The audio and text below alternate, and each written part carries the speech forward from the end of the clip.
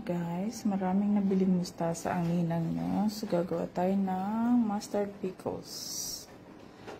Guys, nahugasan na natin ang ating mustasa or mustard. Ayan siya. So, hiniwa natin siya ng maliliit. Ready na rin yung aking garapon. Actually, ganito yan siya guys. Parang brand ng coffee.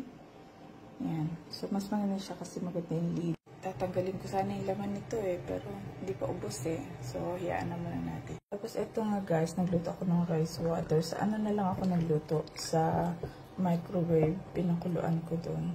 So, yun yung ilalagay natin pinakang water niya. So, ayan nga guys. So, nakatatlong garapon tayo. Actually, yung mustard ko, 99 cents ko lang yan binili guys. Tapos, hindi ko na kailangan bumili ng mga jar. Kasi yan, pinaglagyan lang yan ng kape.